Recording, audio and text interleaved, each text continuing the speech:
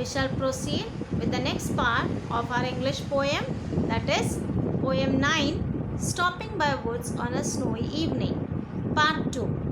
In the first part, children, we have learnt about the poem in detail, wherein we have seen, now who is the speaker in the poem here? It is the poet himself, and he is sharing his travelling experience with us. So as he is travelling with his horse, and he comes across the woods, wherein he gets to know that the place the person whom, and so he stops there. He is greatly attracted with that snowy area, and was very well, he stood there for a while. And at the same time, the horse is also been worried, why is his master stopping there. So he gives him a reminder.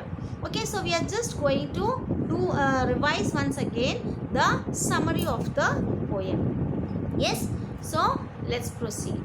The speaker in the poem is traveling at night through the snow and pauses with his horse near the woods by a neighbor's house to watch the snow falling around him. So, who is the speaker? The poet himself is the speaker, and he is traveling at night through the snow. And as he is traveling, he pauses, he stops there with his horse near the woods by a neighbor's house, and he watches the snow falling around him.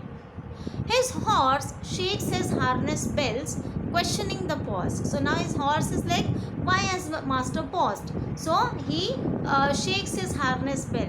So harness bell is the string which the speaker is holding for to control the horse. So then the horse himself shakes. Why is he stopping there?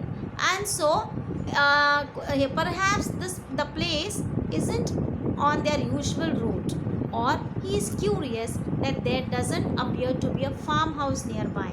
So the horse is thinking that maybe the poet has stopped because maybe we have lost the way, or otherwise the poet must be thinking as he's searching for a farmhouse and he cannot find a farmhouse nearby.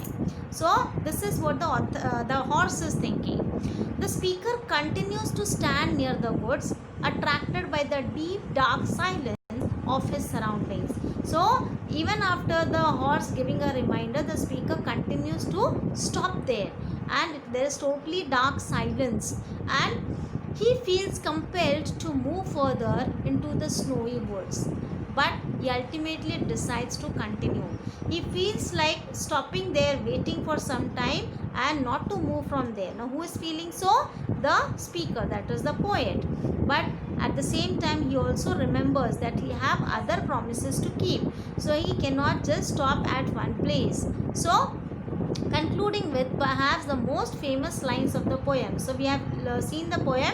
At the last in the last line, the poet has mentioned, but I have promises to keep and miles to go before I sleep, and miles to go before I sleep. So these lines tell us that he remembers about the promises he has to keep further, and so he cannot stop there even though he liked the place so much. So he has to move further, and then he thinks of moving from that place. Now children, you are already aware about what the poem is, and then we have also learned just now the summary of the poem. So if you have your textbook with you, you can just take out your poem and can find out the rhyming words. Now identify the lines where alliteration is used in the poem. Now alliteration also, children, what is this? You have already learned about figures of speech, correct? Okay. Now figures of speech, in that you have learned alliteration. What is alliteration? How do you identify, children? Yes, definition was provided to you, right? So in alliteration we find that the sounds of letter. Okay, so for example, you see here, whose woods. So which sound is repeated? The sound of the letter is repeated, alphabet is repeated. So which sound is repeated? Correct, W, W. So whose woods. So here you can say it is alliteration, figure of speech. Then his house. So His means what is repeated here? Correct. H. Okay. The sound of H is repeated. Then next, watch his words fill up with. So here again, which alphabet, sound of which alphabet is repeated? Correct. W. So these lines, they have alliteration. Then he gives his harness. So here the sound of which alphabet is repeated, children? Very good. H. Okay. And then dark and deep. So here again the alphabet, sound of alphabet T is repeated. So I hope you all have understood alliteration. Now I have told you already to search for the rhyming words. I hope by now if you have found the rhyming words, just check out. Right? No snow. Okay. Then we have near ear and shake flake, deep keep. So these are the pairs of rhyming words in the poem. Okay. So now we have found the alliteration, lines with alliteration, and also rhyming words from the poem. Now this is the poem in front of you. I hope you remember, children, in our previous lecture we had done a rhyme scheme. Yes, teacher has taught you all how to identify the rhyme scheme of the poem. Right? So now just read the poem here. Whose words these are, I think I know. His house is in the village, though he will not see me stopping here to watch his woods fill up with snow. Now we are just first going to identify the rhyme scheme for the first 4 lines. That is the first stanza of the poem. So here you can see, his house is in the village, though he will not see me stopping here. So, okay. Now just see the first line.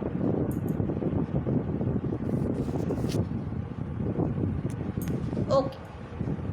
So, first line, there is no, though. And again that is A. First line is A, second is A. What about third line? Here. So, again here it will be B. And next line, snow. So, it is rhyming with the first 2 lines. So, it is A. Right? So, what will be the rhyme scheme for the first stanza? So, the rhyme scheme for the first stanza, you will have A, B, A. Okay? First stanza, it will be A, B, A.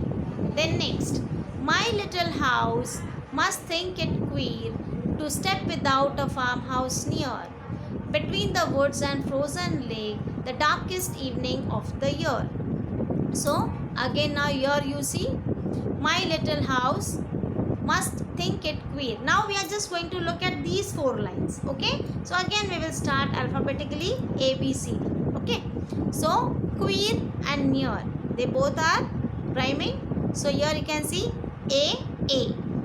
Then between the woods and frozen lake. So, is the third line rhyming with the first 2 lines? No. So, here the rhyme scheme will be B. And the next line, the darkest evening of the year. Sorry. So, here it will be year and queer near, they are rhyming. So, A. So, again we will find that the rhyme scheme will be A, B, A. Then, he gives his harness bells a shake to ask if there is some mistake. The only other sounds the sweep of easy wind and downy flake. So now look at the first 2 lines, shake and mistake. So here they are rhyming. So here again it will be A. Then third line will be, it is not rhyming with the first 2 lines, so it will be B. And the last line, it is rhyming with the first 2 lines. So again it will be A. So again the rhyme scheme is A, B, A. Now see the last stanza. The woods are lovely, dark and deep, but I have promises to keep, and miles to go before I sleep, and miles to go before I sleep. So look at the first line of the last stanza. So the rhymes, here the words are deep and keep. So A. Now sleep. Again it is rhyming with the first two lines, so it will be also A. And the last one again sleep, so A. So the rhyme scheme for the last stanza will be A. Okay. So now this is the rhyme scheme for the full poem. So first stanza A, second stanza A, third stanza A, and the last one is A. Okay. So your children, in the fourth stanza, the rhyming scheme you have to write it in small letters. Okay. It's a printing error there. So just write A. Okay. Now, so today we have done with the poem, that is poem 9, and we have completed here with this poem. So we shall meet in the next class. Till then, thank you children.